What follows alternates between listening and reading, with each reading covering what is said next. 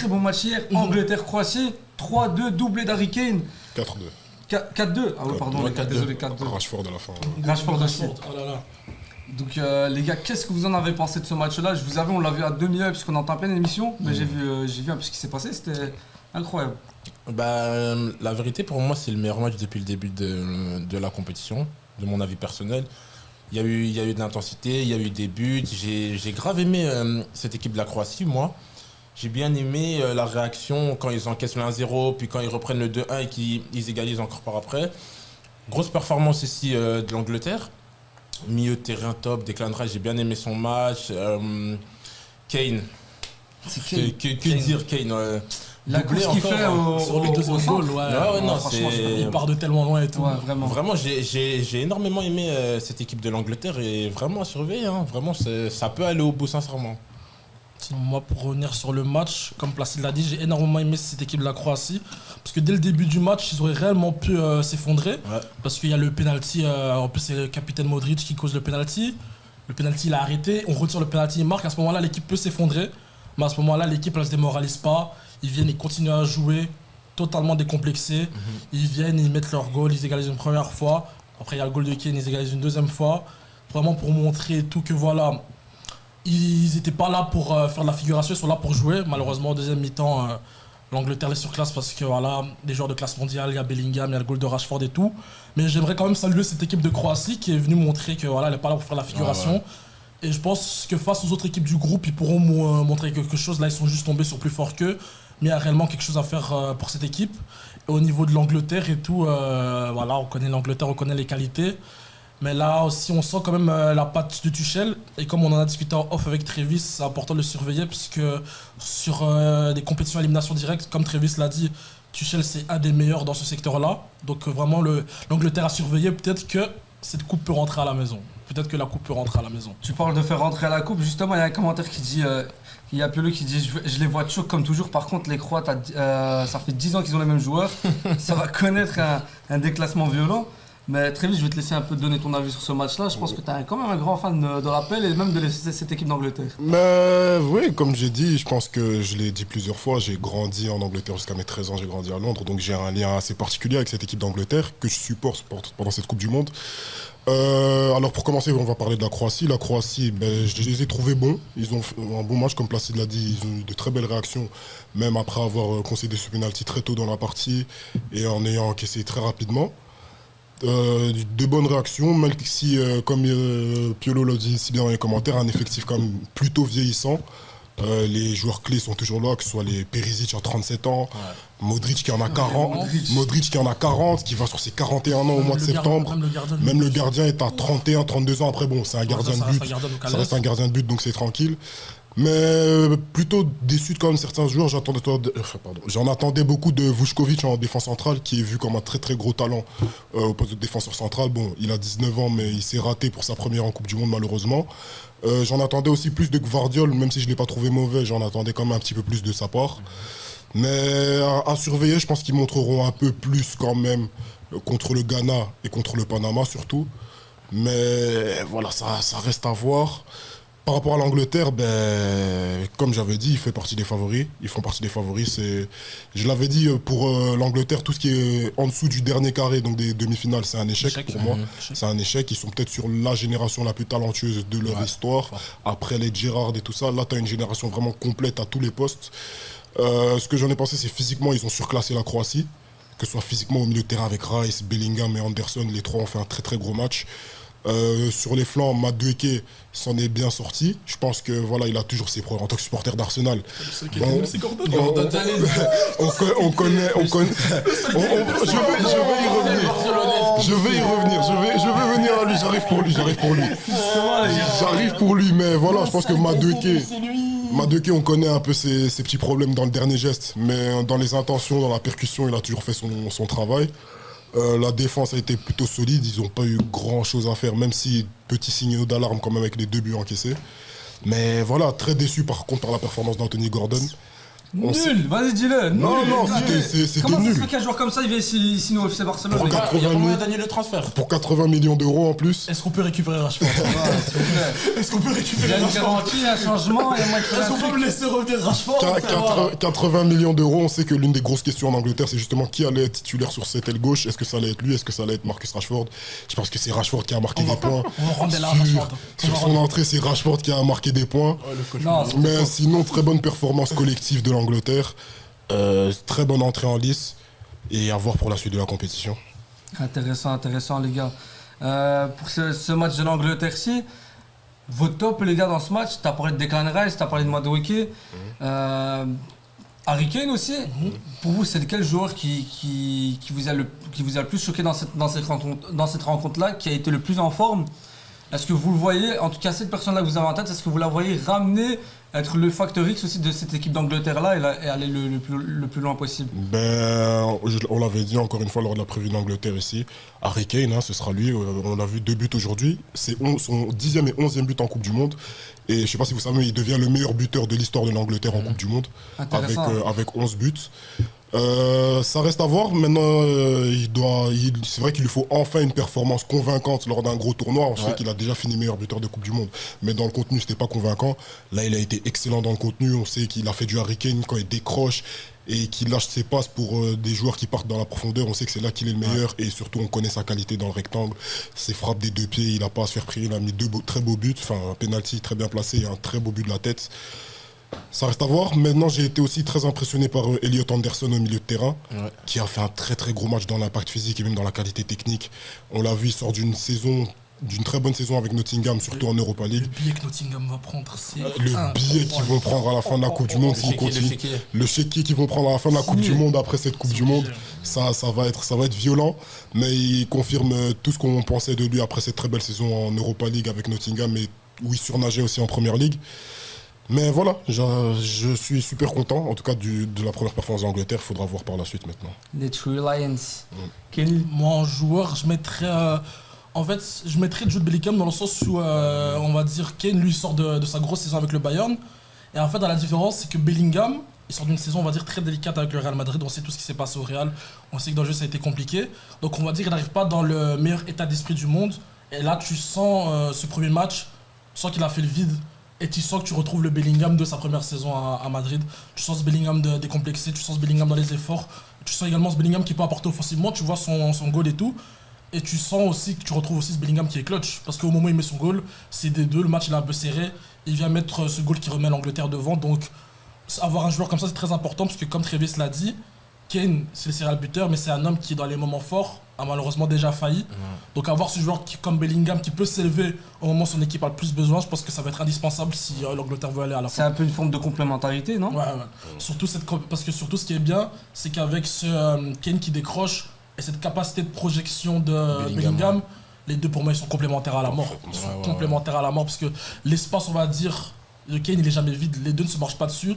Bellingham sait parfaitement ce qu'il doit faire au moment où Kane est en train de décrocher.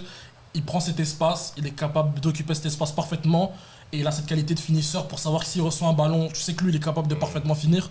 Donc franchement la complémentarité avec les deux elle va être indispensable. Aussi la différence avec l'Euro 2024 où derrière Kane tu avais 3 joueurs qui aimaient recevoir le ballon dans les pieds. Là tu as 3 joueurs autour de Kane qui se projettent. Tu sens vraiment que Tuchel a vraiment mis l'animation offensive autour d'Harry Kane qui est son meilleur joueur. Et là on voit ça marche parfaitement bien. Le site, t'en penses quoi? Moi, si je devais choisir un joueur, pour moi le meilleur sur le terrain ça a été Anthony Gordon. Plus sérieusement. Il a tellement 80 millions d'euros. Non, on dit que les clubs de PL c'est des pigeons, hein, mais waouh. Le pire c'est que Deco a disparu avec le reste de l'argent. Quel scam. Non, pour revenir plus sérieusement, j'allais aussi dire Jude Bellingham parce que j'ai énormément aimé son match offensivement et défensivement dans l'effort. Je profite qu'il joue pas avec le Real pour l'encenser parce que pendant la saison je peux pas. Mais c'est un joueur, moi j'aime trop Bellingham, j'aime trop comment il est offensivement, défensivement, comme j'ai dit dans les efforts. Et voilà, hein, comme vous avez dit, il est complémentaire de fou avec Harry Kane. Ça veut dire que lorsqu'il décroche, lui il peut prendre la profondeur, il sait tout faire, il sait défendre, il sait attaquer, c'est le joueur, je pense, le plus polyvalent d'Europe. Donc Vraiment, non, super surpris, agréablement surpris par Bellingham, parce qu'on sait qu'il sort d'une saison un peu compliquée avec le Real Madrid. Et le voir comme ça avec l'Angleterre, ça fait plaisir. Hein. Clairement. Les gars, vous avez donné votre top. Mais est-ce que dans cette équipe d'Angleterre-là, il y a une faille? Il y a un joueur qui... Vous avez parlé de Gordon, mais est-ce qu'il y a un autre nom que Gordon? À part Anthony. Bah après, pour moi, juste pour revenir sur ce que Travis il a dit, Ouais, quand même petite alerte sur les 2 goals. Petite alerte sur les 2 goals parce qu'on sent vraiment que, en tout cas, parce que sur les 2 goals, on sent vraiment qu'à mon sens, la défense elle se fait prendre un peu trop facilement. Un peu trop facilement sur le premier goal, même si c'est vraiment un super goal, la frappe croate. Est-ce que c'est normal que le joueur se retrouve seul à cet endroit-là? Je sais pas. Il y a personne qui sort sur lui, il a le temps d'armer cette magnifique frappe. Et sur le deuxième goal, c'est pour moi encore un peu plus criant parce que la remise qui arrive sur le goal, le joueur a tout le temps de s'écarter, de s'ouvrir et de mettre sa remise de la tête. Donc, peut-être pas globalement un joueur, mais peut-être juste une ligne défensive qui devrait peut-être faire un peu plus attention parce que contre la Croatie, ça passe. Il y a certains pays contre qui ce genre de situation peut arriver plusieurs fois et si ça marque à tous les coups, c'est compliqué. Ouais, ça va être délicat. Travis, t'en penses quoi un peu? Pareil, moi je pense qu'il n'y a pas de joueur spécifique à pointer du doigt. Enfin, si, quand même, j'ai toujours eu des petits doutes sur Jordan Pickford depuis qu'il est en sélection. J'allais le dire. J'ai toujours eu des doutes sur Pickford. Bon, hier, il a été correct, il a fait son match. Après, je pense que hormis les 2 buts, il n'a pas vraiment été mis en danger. Mais sinon, rien à mettre en évidence, en tout cas individuellement. Collectivement, juste des petits signaux d'alerte, c'est les 2 buts. Mais à part ça, je pense que c'était une performance globalement complète. Là, si tu voulais rajouter quelque chose sur Non, Pickford? je suis totalement d'accord. Pour moi, il n'y a pas forcément d'alerte pour l'instant, mais moi, en tout cas, quand je regarde le match d'Angleterre, j'ai toujours un petit œil sur Pickford. Je surveille toujours un peu ce qui se passe. Aujourd'hui, en tout cas, hier, il s'en sort bien, mais je te surveille pour les prochains matchs, t'inquiète pas. Mais les gars, vous avez parlé de cette ligne défensive ou aussi de Pickford. Et Kenny l'a bien dit, est-ce que ça va suffire contre les grosses équipes? Parce que quand même, Travis l'a dit en début d'émission, les voit aller jusqu'en demi-finale ou sinon c'est KO leur Coupe du Monde. Est-ce que pour vous ça va suffire justement à aller jusqu'en demi-finale, voire finale, ou pourquoi pas même la prendre? Moi, je pense que oui. Parce que je pense que défensivement, ils sont solides. T'as Reece James qui a enfin eu ses problèmes de blessure derrière lui et qui montre enfin que c'est peut-être le meilleur latéral droit de la planète. C'est en tout cas le plus complet et qu'il est aussi... Tu seras d'accord? Ah ouais, vas-y. Hakimi. C'est vrai que Non, tout ça, je vas-y. suis d'accord avec toi, moi, c'est vrai. Ok, si tu veux. Back to back. J'ai dit peut-être. Ah, ouais, j'ai dit peut-être. Qui est peut-être Même le... le peut-être pour moi, c'est trop. Peut-être le plus complet, en tout cas le plus complet de la planète. Il est aussi également capable de jouer au milieu de terrain et on l'a vu sur la fin de match, il est capable de le faire tout aussi bien. Je pense que tu as O'Reilly qui sort d'une très très grosse saison avec Manchester Ouais, City. incroyable. Et derrière, tu as le parfait mélange d'expérience et, enfin, pas forcément de jeunesse, mais un peu de fougue avec Konsa et Stones qui est très expérimenté, je sais pas combien de compétition internationale avec l'Angleterre. Moi, je trouve que voilà, il dégage toujours énormément de sérénité, que ce soit avec ballon, dans les duels. Je le trouve il est beaucoup moins soft qu'à ses débuts, John Stones. Donc, j'ai pas forcément de doute au niveau de la ligne défensive. En tout cas, défensivement, tu as surtout le meilleur milieu de la planète, en tout cas défensivement, Declan Rice. Et tu as Anderson aussi pour couper les transitions. Ouais. Donc, moi, je pense que derrière, t'es pas forcément en dessous. Je pense que ce sera juste question de garder sa concentration jusqu'au bout, de ne pas faire les erreurs et surtout d'éviter de se mettre trop de pression, de continuer à jouer comme aujourd'hui.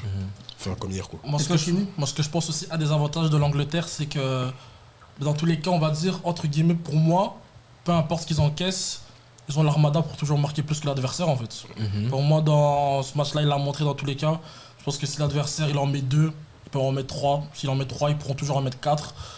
Donc maintenant, c'est plus à quand même toujours éviter d'en prendre. Parce que bon, avec la pression et tout, est-ce qu'on peut toujours en mettre plus? Je sais pas.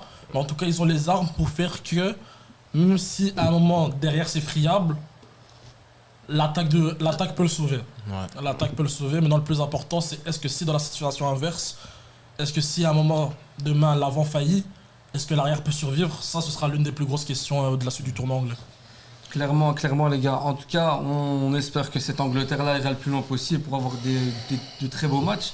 Donc si je me trompe pas, les gars, l'Angleterre, pour moi, ils vont finir premier de leur groupe. Ouais. Mais s'ils finissent premier, c'est pas qu'ils tombent, ils peuvent jouer contre le Congo. On pourrait tomber contre Ouais, eux c'est- si on finit dans les contre meilleurs qui on troisièmes. C'est l'un de ceux contre qui on pourrait tomber si on finit Ah ouais. parmi les meilleurs troisièmes.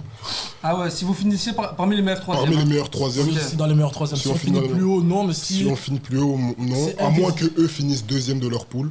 Ça, je pense, Mais ouais. je pense pas, ils devraient finir premier de leur poule normalement et Angleterre-Congo, c'est un match. hein, les assez, gars. de façon assez à l'aise. Sacré saxophone qui résonne. Ah ouais. Mais je pense que. Vietnam, ce frangin. Mais je pense que voilà, l'Angleterre va faire le travail. Et puis voilà. En tout cas, les gars, j'espère que vous avez kiffé cette deuxième partie d'émission. Les gars, je vois qu'on est 12 sur le live. S'il vous plaît, les gars, normalement 12, c'est 12 likes.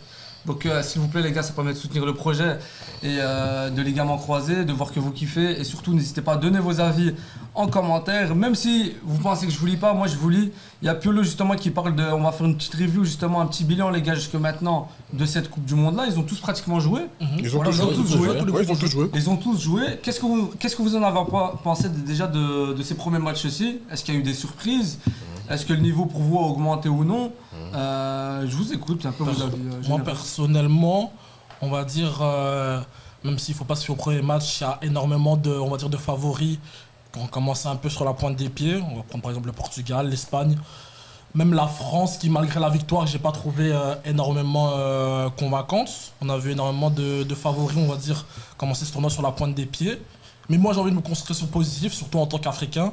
Le continent a fait vraiment forte impression pour son entrée en matière. À part, je pense malheureusement, il n'y a que l'Afrique du Sud et la Tunisie qui ont perdu. L'Algérie. Et l'Algérie aussi, l'Algérie. malheureusement. Le Sénégal. Ça en fait des défaites. Après, bon, Sénégal, tu peux dire c'est la France. Ouais, hein. c'est ouais, vrai, voilà. on va dire, à part peut-être les équipes que j'ai citées, toutes les autres ont fait quand même, je vais dire, bonne impression. Ouais. Et donc, ce que j'ai aimé aussi, c'est que j'ai pas trouvé énormément d'équipes arriver décomplexées ou avoir une quelconque peur de son adversaire. Les équipes, elles sont arrivées très fières. Je peux reprendre le match du Maroc contre le Brésil qui, avant le temps d'hydratation, marche réellement sur le Brésil. Mais surtout, ça, c'est un truc que je vais prendre en considération, ce cooling break qui fait que parfois ça laisse un peu les physionomies du match s'inverser. Parce que moi, personnellement, avant ce cooling break, je sentais vraiment le Maroc réellement au-dessus du Brésil. Là, je vais prendre également, donc reprendre l'exemple de la RDC qui arrivait complètement décomplexée contre le Portugal. Et même, il y a la victoire de la Côte d'Ivoire aussi également. Donc vraiment fier du continent pour l'instant qui prouve qu'il n'est pas là pour faire de la figuration. Et donc là, j'espère également que les premières équipes qui ont perdu vont pouvoir remonter la pente. Parce que ce soit pour l'Algérie ou le Sénégal, ils ont affronté les deux derniers finalistes. Là, on a vu que la Tunisie a pu changer de coach avec l'arrivée d'Hervé Renard, en espérant que ça puisse changer la dynamique. Donc à voir, mais je suis énormément confiant pour la suite du tournoi des équipes africaines en tout cas. Et toi, Placide? Moi, j'ai pas eu forcément une équipe qui m'a plus impressionné qu'une autre, mais j'ai un joueur qui m'a vraiment, genre depuis le début de la Coupe du Monde, le premier match, vraiment, il m'a choqué. Ayoub Boadi, c'était exagéré. Mais le match face au Brésil, en tout cas, c'est le joueur depuis le début de la Coupe du Monde qui m'a fait le plus kiffer. J'ai pris énormément de plaisir devant son match face au Brésil. Et Le billet que Lille va prendre. j'étais obligé de placer Boadi parce que je pouvais pas venir. J'étais pas là pendant l'émission quand vous avez parlé de ça, mais c'était bluffant, c'était exagéré au milieu de terrain, c'était trop. Premier match, 18 ans, Ouais, non, totalement c'est- décomplexé au milieu de terrain face c'était au Grand trop. Brésil et tout. Vraiment, Boadi, Ça, c'était exagéré, vraiment. C'est incroyable, la vérité. C'est vrai que Boadji, les gars, il a joué avec un costume. Ça a Ouais, été, non, c'était- il avait un costume de sapeur de la RDC, vraiment. Ouais, Mais t'as parlé de Chéquier, le bon billet que Lille va prendre. Il y a eu des rumeurs du côté d'Arsenal. Ouais, ouais, il y a ouais, beaucoup c'est d'armées de PL. Arsenal, Arsenal, Liverpool. Et le PSG. Et le le PSG, PSG. je sais que le PSG veut le prendre. Ouais, Et en ouais. plus, avec Luis Enrique et tout, c'est vrai que ça matcherait bien. Mais Ouais, est-ce que Lille va renforcer la concurrence? C'est vrai que c'est un peu compliqué, c'est un peu C'est mal vu relou. en France. Et mais donc là, je sais aussi que. Surtout que Lille leur a déjà envoyé Chevalier. Ouais. Ouais. Et, après, là, je me dis vraiment en PL et tout, je pense qu'il peut faire un truc. Arteta, s'il te plaît. Arteta, je suis à genoux. Pour moi, s'il S'il va te au PSG, plaît, c'est s'il trop. te plaît. Zubimendi, je peux pas. C'est Donne-moi exagéré. Boadi. S'il va au PSG, vraiment, c'est exagéré. Ouais. Donc par rapport à Boadi Arsenal. Ouais. Ouais, c'est franchement quelque chose qu'on pourrait prendre. Il est polyvalent. On l'a déjà vu jouer au poste de latéral droit. On l'a déjà vu jouer en 6. On l'a déjà vu en 8. Voilà, en tout cas, il sort de 2 très bonnes saisons à Lille. On voit que voilà, le gros match, ça ne lui fait pas peur. Hein. On l'a vu en Ligue des Champions contre le Real Madrid. Premier match contre le Brésil, sans pression, ça met des crochets dans sa surface. Ça sort de la pression facilement, ça fait tourner le jeu, ça gagne ses duels. Donc ouais, surtout un partenariat avec Rice au milieu de terrain, tu peux déjà te l'imaginer, ce serait très fort. Il pourrait aussi être un suppléant de Rice aussi, parce que Rice, on sait que le nombre de minutes qu'il joue... On sait que ça a failli cette saison. on sait que là, maintenant, il vient à la Coupe du Monde avec des soucis de dos lui aussi. Ouais. Ça se ressent pas forcément, mais Je pense que énormément de sur la minutes. fin de la compétition, pour moi, c'est aussi, pour revenir un peu en arrière, un des facteurs qui pourrait faire couler l'Angleterre, c'est si le corps de Rice lâche à un moment, en fait. Parce qu'on sait que déjà, sur la fin du sprint final d'Arsenal, ça a été très compliqué. Il a énormément mordu sur sa chic. Et donc là, il arrive directement dans la compétition. Après, on sait que, peut-être à la différence d'Arsenal, il y a quand même pas mal de solutions au milieu en Angleterre pour peut-être lui permettre de se reposer. Mais on sait que comme Arsenal, c'est vraiment une des plaques tournantes de l'équipe. Donc est-ce que l'équipe peut s'en passer ? À voir, mais en tout cas, ouais, une association Boisy-Rice. Arteta, s'il te plaît. Non, franchement, j'aimerais bien voir ça. J'aimerais bien voir ça. Et par rapport à la première journée de la Coupe du Monde, moi, ayant regardé la grande majorité des matchs, franchement, j'aime bien cette Coupe du Monde. Ouais. On a un bon niveau. Bon, on a un peu l'extra sportif avec les problèmes de visa, etc. C'est Toujours dommage. ça gâche, c'est toujours dommage. Clairement. Ça gâche un peu l'ambiance. Surtout que voilà, cette Coupe du Monde, c'est censé représenter de l'unité, la fête du football où les cultures se mélangent, tout le monde se rencontre. C'est censé être cool. Moi, j'ai été impressionné par certaines équipes, l'Angleterre. L'accélération de la France contre le Sénégal en deuxième mi-temps qui a montré qu'il pouvait toujours être très dangereux. Très surpris par les États-Unis aussi. Je tiens à le dire. Très bon contre. Pulisic, faut se méfier. Voilà, très bon contre le Paraguay. Après, même si ça bon. d'être dopé. C'est tout. Mais déjà, juste la nourriture aux États-Unis. Ouais. Donc c'est bien, franchement. Il y a des camps, il y a des serpents venimeux. La compétition n'est pas là. Ça vole les affaires d'Harry Kane, en Angleterre, ça les braque. Ouais. Non, franchement, très surpris. Beaucoup de belles performances individuelles aussi. Tu peux pointer du doigt Pulisic, Balogun aussi qui m'a doublé contre le Paraguay. Même la Nouvelle-Zélande, j'ai regardé le match de leur attaquant Chris Wood qui joue à Nottingham. Excellent, top performance de numéro 9. Donc tu as des performances individuelles déjà à prendre en compte. Tu as des performances collectives à prendre en compte. Et surtout, comme Kenny l'avait dit tout à l'heure, les équipes africaines, surtout celles du top du continent, qui montrent un très bon niveau pendant ce mondial. Surtout quand tu sais que voilà, il y a eu tout ce débat avec il faudrait retirer des équipes africaines et caribéennes pour ajouter, je sais pas moi, des équipes comme le Danemark ou l'Italie. Tu vois, aujourd'hui, tout le monde ferme sa gueule, quoi. Il y a plus à parler. Ces équipes sont là parce qu'elles méritent leur place, parce qu'elles sont battues à travers le système de qualification. Et aujourd'hui, en Coupe du Monde, elles viennent sans complexe, elles jouent et elles montrent que voilà, on a notre place dans cette compétition. On ne sera pas là juste pour faire de la figuration. On écrit l'histoire de notre pays match par match. Et voilà, si vous n'êtes pas content avec ça, Allez vous faire foutre, c'est bon. allez sucer l'Italie, hein, voilà, allez sucer l'Italie. J'ai même oublié de dire la victoire le match nul du Cap Vert, pardon. Le match nul du Cap Vert contre l'Espagne. Contre c'est l'Espagne. vrai. Qui est le grand favori de cette la compétition. Curaçao qui a réussi à égaliser contre l'Allemagne. Et même si après, voilà. Parce que après, si finalement ils prennent un score, c'est parce qu'à aucun moment ils ont refusé de jouer. Jusqu'au bout, ils ont essayé de jouer, ils n'ont pas parqué le bus, ils ont tenté d'avoir leurs occasions, mais voilà. Et l'Allemagne était trop forte. mention spéciale aussi à Haïti qui a été loin d'être ridicule contre l'Écosse. Haïti a vraiment pas été ridicule contre l'Écosse. Donc voilà, toutes ces équipes qu'on disait de merde un peu, qui sont là au mondial parce que 48 équipes, ça, aujourd'hui elles montrent que voilà, elles sont pas là pour faire de la figuration dans la compétition, elles écrivent l'histoire de leur pays et que voilà, on a aussi des trucs à jouer. Et toi, Placide, t'en penses quoi? Non, je suis d'accord. Hein. C'est la fierté, les gars. En tant qu'Africain, pour voir que les pays du continent, ils sont là, ils répondent présents, alors qu'on sait toutes les discussions qu'il y a eu, tous les débats autour de les pays africains en Coupe du Monde. Moi, en vrai, mon pays cette année n'est pas là. On a laissé la place au Congo, on leur laisse pour une fois. mais non, malgré que le Cameroun ne soit pas là, moi je vais supporter toutes les équipes africaines et je peux que être fier, la vérité. Hein. Sincèrement, comme j'ai vu le match hier du Portugal ou comme on peut voir le match du Maroc face au Brésil. Les gars, c'est fort, hein. C'est fort, faut continuer comme ça, c'est tout. Clairement, les gars, vous parlez des équipes africaines. Franchement, ça fait plaisir de voir des équipes qui ont confiance en eux, qui se disent pas, ok, c'est une grande équipe d'Amérique latine ou une équipe européenne. Donc voilà, il y a déjà ce truc de, ok, ils jouent en Europe, donc il y a un certain niveau, etc. Ils sont venus décomplexés. Sans complexe, et ils sont venus les regarder droit dans les yeux et vous dire, vous allez voir ce qu'on va faire. Et d'ailleurs, on parle des équipes africaines aussi, mais ça permet aussi, je sais pas si vous suivez un peu le foot africain ou pas, ça va permettre aussi de faire évoluer le continent aussi en termes de football en club. Et je trouve que c'est hyper intéressant parce que en fait, cette montée en puissance de ces équipes africaines-là, elle permet d'avoir une lumière sur le continent, que ce soit en club ou au niveau des équipes nationales. Et vous avez parlé du Cap-Vert contre l'Espagne. Je voudrais aussi en revenir un peu. Ils ont fait match nul. Est-ce que dans cette équipe d'Espagne-là, vous n'avez pas trouvé qu'il y avait une dépendance à Lamine Yamal? Moi, c'est un point que j'allais appuyer. Parce que surtout en tant que supporter du Barça, j'ai un peu vu certaines failles. Mais après, c'est aussi parce que, un peu comme au Barça, avec le fait que Gavi joue folie gauche, ce qui faisait que il n'y a pas de choses sur l'aile en fait. Le jeu est fade, le jeu est anticipable à la mort. Et surtout, on a vu quand Lamine rentre, à ce moment-là, c'est un peu le classique, on va dire entre guillemets 2 ou 3 joueurs sur lui. Mais un peu ce qui se passe un peu dans certaines situations au Barça, si le reste de l'équipe n'est pas capable de se mettre au niveau à ce moment-là, parce que comme le commentateur l'avait dit à ce moment-là, je me souviens très bien, à partir du moment où il y a 2 ou 3 joueurs sur lui, c'est qu'il y a 2 hommes côté espagnol qui sont seuls. Ouais. Donc à ce moment-là, pour moi, à partir du moment où il y a 2 joueurs sur lui, avec un tantinet de mouvement, avec ce que Lamine est capable de faire, il est capable d'en passer 1-2. À ce moment-là, il y a un joueur qui est seul et ils se retrouvent 1 contre 1.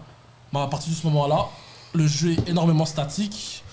Donc il n'y a pas réellement grand-chose à faire. Donc là, ce que je me dis réellement, c'est que si la majorité des équipes arrivent avec un plan entre guillemets anti-Yamal et que le reste de l'équipe est incapable de se mettre au niveau, le reste de la compétition peut vite devenir compliqué pour l'Espagne. Vous en pensez quoi, la Trévis Placide? Non, moi je suis d'accord, il y a une dépendance vis-à-vis de Lamine Yamal, mais après, la question c'est comment ne pas être dépendant de Lamine Yamal. Ça reste le meilleur joueur du monde. C'est une bonne question. Selon moi, ça reste le meilleur joueur du monde.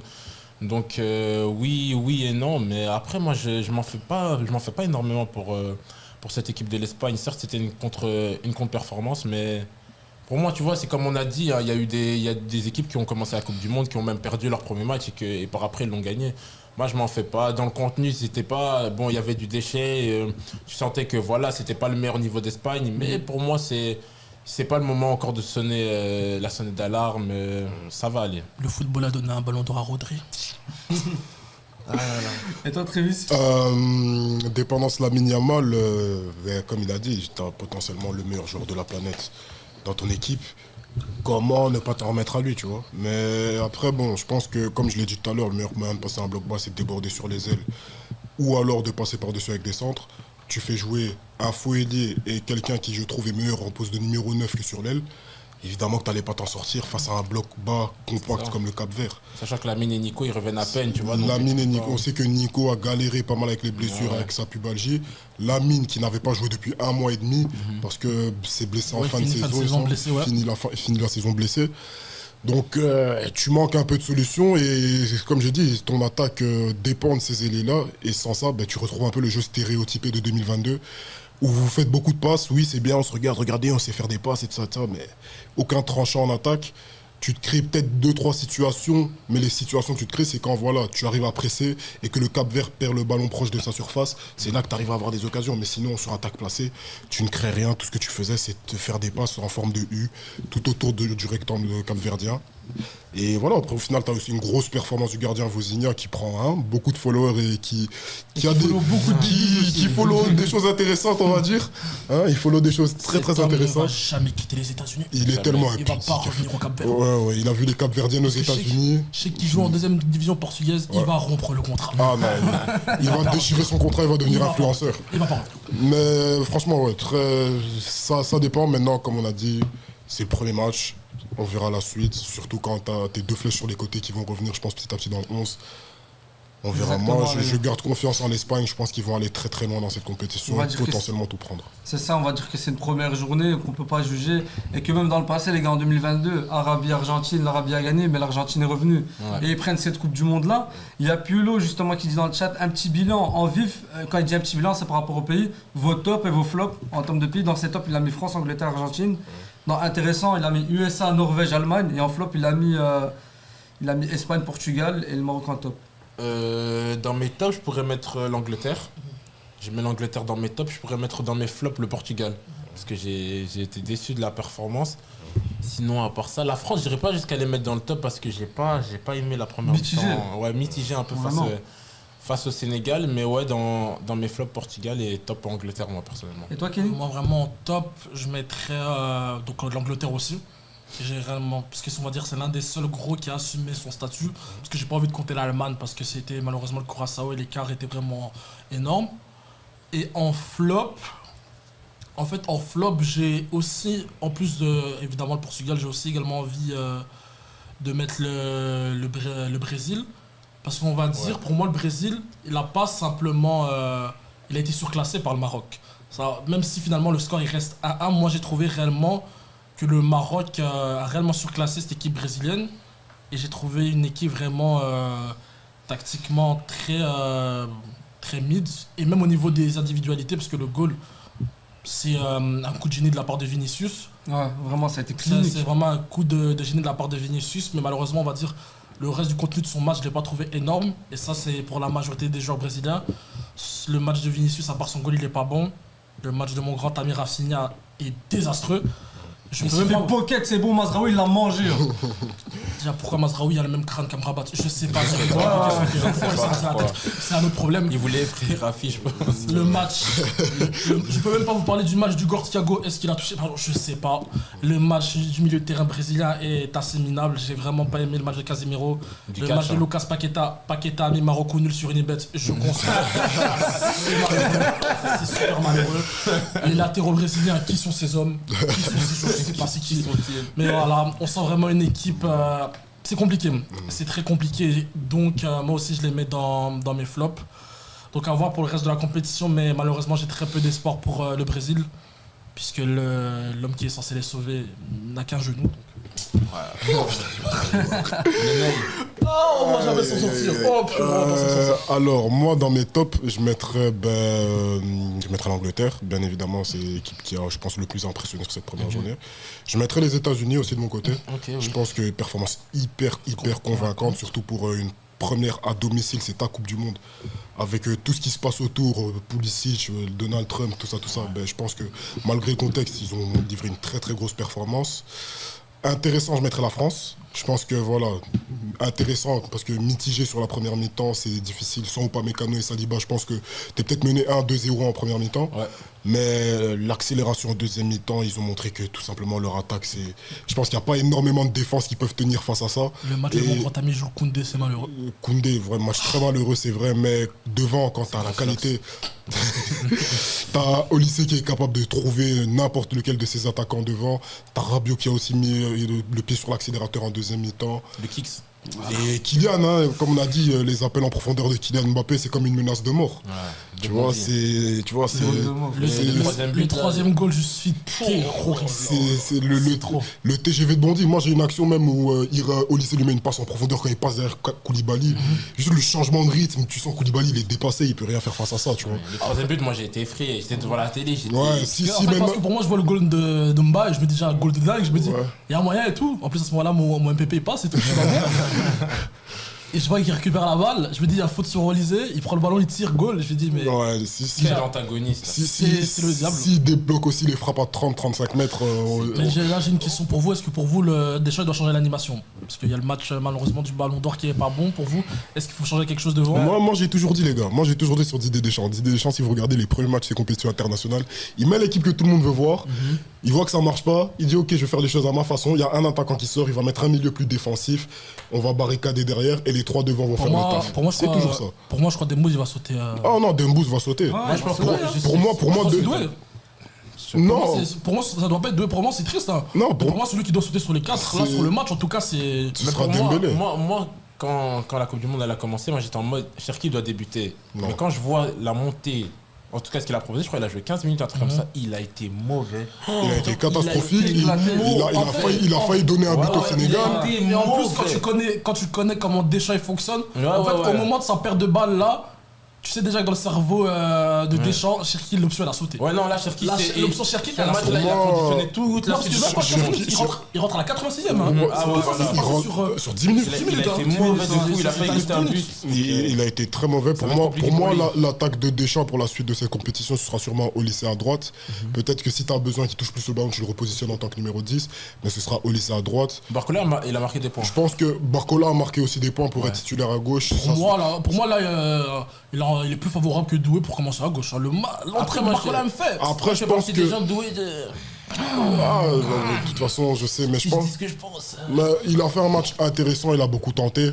Il a beaucoup tenté, donc je pense que juste pour ça, il a été beaucoup plus intéressant que Dembélé. Je pense qu'il va quand même garder sa place à gauche. Parce qu'après, surtout ce qui est bien, Barcola en sortie de banc, c'est méchant. Ouais, Enfin, non, tu vois, quand il peut- c'est mieux en sortie de banc, je pense. C'est mieux en sortie de banc. Et tu auras Kylian devant. Je pense que Doué aussi peut passer dans l'axe aussi. Ça, c'est pas- c'est une option que tu peux prendre. Tu peux aussi mettre Olysée en 10, mettre Doué à droite et Barcola à gauche. C'est ça, Deschamps a ses Il y a problèmes. trop de. Il y a trop de solutions. Ça va être un sacré Mais après, casse-tête. moi, il y a Les un problèmes monde- de riches, comme on dit. Mais après, moi aussi, il y a un monde où. Le seul monde pour. En fait, c'est triste pour un joueur offensif. Le seul monde où Dembélé reste dans l'équation, c'est parce qu'on va dire dans cet équilibre, on va dire entre guillemets défensif, je sais qu'il a apporté énormément. Parce que je sais qu'il faut contrebalancer l'apport un peu moindre de Kylian. Et donc je sais que, on va dire, Dembélé il est important dans ça. Mais après, c'est triste de garder un joueur offensif de cette Mais qualité-là après, juste pour les apports défensifs. T'as des joueurs qui apportent beaucoup plus offensivement, tout en apportant tout autant défensivement. Je pense qu'Olysée aussi fait un très bon match défensivement. On revient souvent avec Koundé, et même au poste de numéro 10, si tu regardes les stats, je pense que c'est le joueur qui a fait le plus de sprints, c'est le joueur qui a couru le plus. Donc au niveau de l'effort, voilà, je pense qu'avec Olysée en 10, tu perds pas forcément au change avec Dembélé. Et moi, je l'ai dit lors du dernier live, je le répète, moi je pense qu'avec un Olysée à son meilleur niveau, tu as encore plus de chances de gagner la Coupe du Monde qu'avec un Dembélé En à son plus, à un meilleur moment niveau. pendant le match, il switch. Hein. Bah oui, à un moment, quand il y a la ligne, Dembélé Olysée passe à balance, droite et ça. Olysée passe en numéro 10 et tu vois directement le changement dans l'équipe de France. Tu vois directement le changement. parce Tu vois que Olysée trouve tout de suite des passes beaucoup plus tranchantes vers Kylian. Et c'est là que ça libère Kylian. Kylian, moi j'ai toujours dit, tout le monde dit ouais, il court pas, il va pas dans la profondeur. Kylian court dans la profondeur s'il il sait qu'il derrière lui, il a un joueur qui va le trouver. Il y avait la connexion avec Pogba, si vous vous rappelez, en 2018 et en 2018, il y avait la connexion avec Pogba. Et là, maintenant, il sent qu'il a retrouvé un joueur qui est capable de trouver ses appels. Kylian va courir, les En gars. fait, on parle de ça au Real Madrid, mais au Real Madrid, Il il a n'y a personne. à part Güler, il a personne pour le trouver. Qui peut lui envoyer. S'il va chercher ce ballon dans les pieds, c'est parce que. Il n'y a personne derrière lui. Non, mais c'est bien, quand tu vois l'équipe de France, ils ont des problèmes de riches. Je réfléchis à Olysée, Mbappé. Moi, je suis là, je réfléchis à Trossard, De Kettel, là. Faudrait parler de la Belgique aussi, justement. Les gars, vu que Placide, tu portes le maillot, un mot sur la Belgique. Vous voulez qu'on en parle en vif avant de terminer l'émission? Ouais, la Belgique compliquée. Moi, Trossard, c'est. Par contre, j'aimerais dédicacer Lukaku. Mon vieux. En fait, on a une relation toxique, Lukaku et moi. C'est tellement réel. L'ancien, t'es tellement réel. On se déteste, on s'aime, on se déteste. Il a gâché ma vie, mais c'est le seul mec de cette équipe qui l'a déjà sauvé aussi. Ouais, c'est compliqué. T'étais tellement réel, l'ancien. Ouais, donc non, vraiment, Lukaku l'a monté, même si c'est un CSC, pour moi, dans mon cœur, c'est Lukaku, il est monté, il a marqué.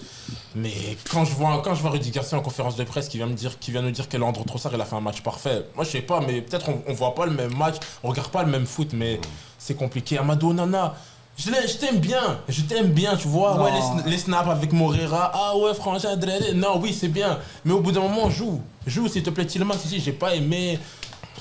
Moi, je l'ai trouvé libéré, Tillman, c'est une fois qu'on a. moi, Justement, ouais, moi, c'est ce que J'ai j'allais trouvé que dire. les deux ils se marchaient dessus. Les deux se marchaient dessus. Moi, pour moi, pour deux mecs qui passent la saison à jouer ensemble parce qu'en fait, à c'est Aston son équipe en Villa, club, en fait. les gars, c'est censé être notre point fort, le milieu de terrain. Parce qu'en fait, c'est dingue qui se marchent dessus alors qu'ils sont coéquipiers en club. C'est tu ça. vois.